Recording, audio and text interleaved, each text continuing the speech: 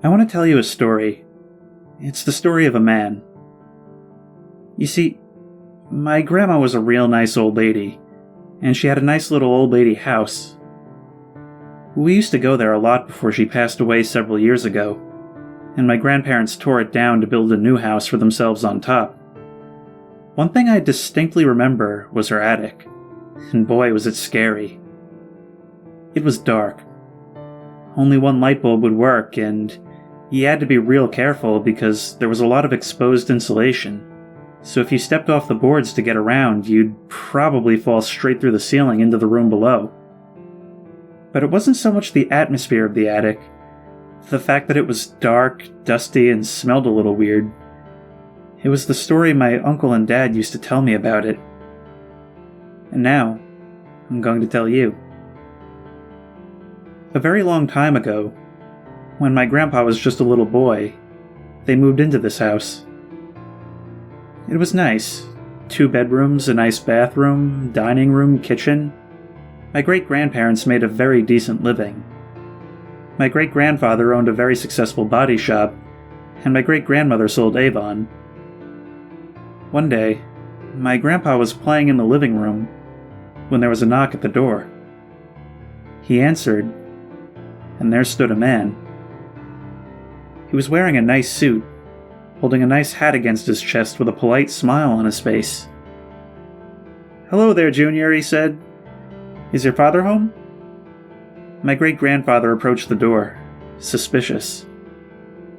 "If you're selling anything, I'm not interested, thanks," he said, before trying to close the door. No, sir, I promise. I'm no salesman. I'd just like to talk if you wouldn't mind." "About what?" my great-grandfather asked. "I was wondering if I could take a look in your attic. You see, I used to live here, and it would really bring back some memories." The man was nervous, but my great-grandfather wasn't about to fall for any con man. "My wife's about to finish dinner. Not interested."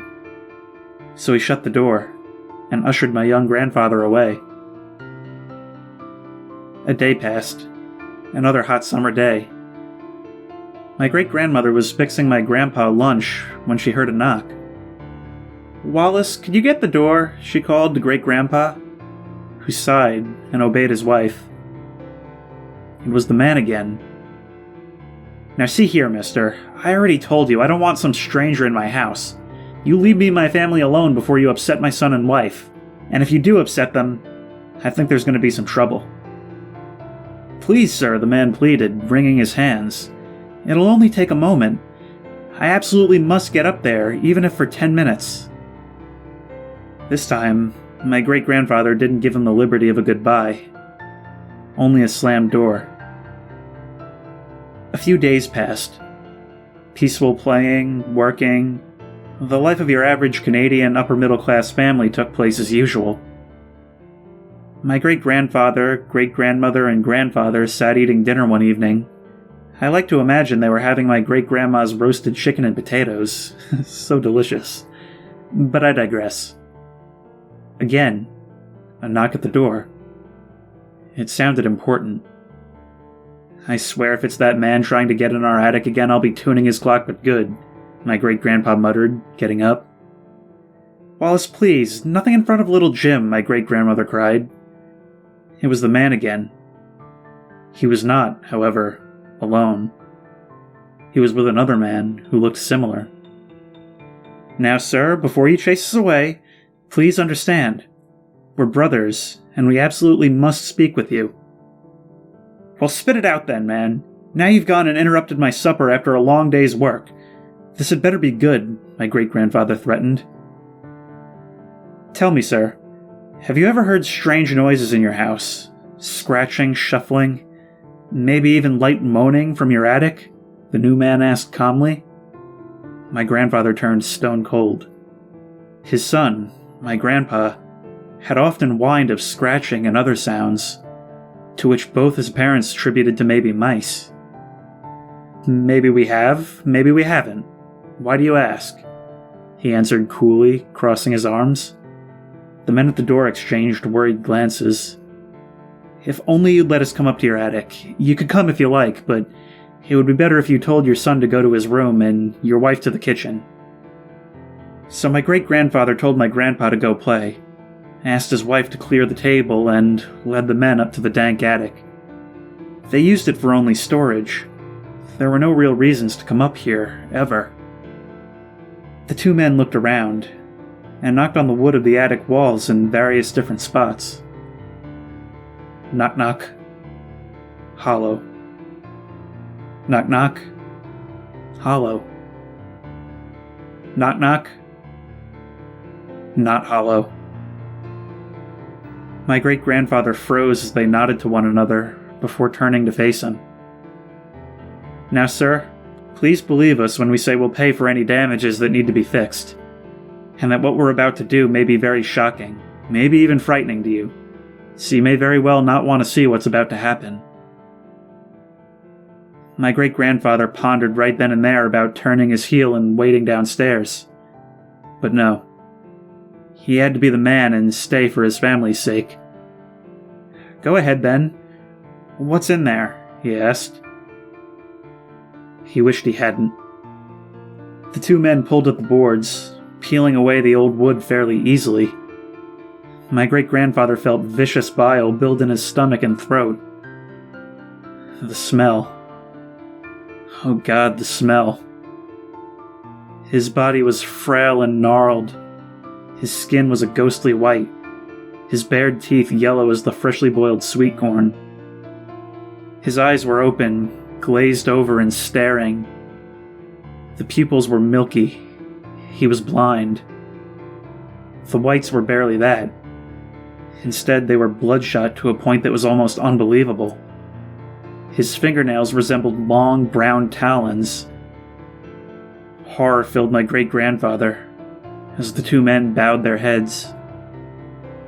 "It's him," said one.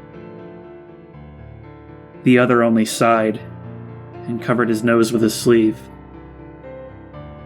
This thing, this remnant of a once living man, was dead, but only freshly.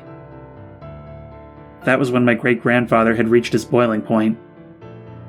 "Now you had both better explain to me just what in God's name is going on here. Is this some sort of sick joke? I ought to blow the brains out of both of you where you stand," he bellowed. "Sam, go get the blankets from the car. I'll explain. Sir, please understand. We're no monsters, you see. This is our brother."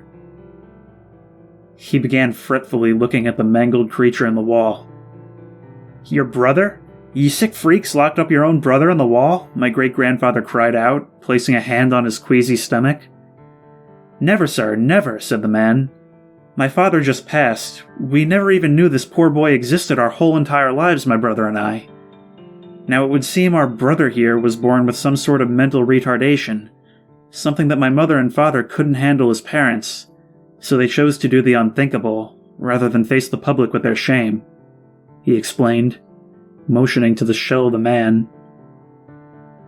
Mind you, this story takes place in a time when something like a mental defect was seen as a terribly embarrassing thing. My grandfather shook his head. He looked at the dead man in the attic, then back to the stranger. "Get this thing out of my house. Send someone over to patch up your mess, and then never, ever come near my family again. You hear me?" he ordered. "You can rely on that, sir. We hadn't wanted to bother you in the first place, but we couldn't sleep at night knowing some poor family was stuck with him living in your walls, you see. He was probably sucking the moisture from the ceiling and eating bugs and mold, I would think. It's amazing he could have survived." My grandfather solemnly said nothing. He only watched as Sam returned, and the two men bundled their strange, demented, and dead brother, leaving with a courteous thank you, followed by a repairman and a generous fruit basket a day later. When my grandmother asked what had happened, my grandfather could not bear telling her. "Rats," he said. "Just rats."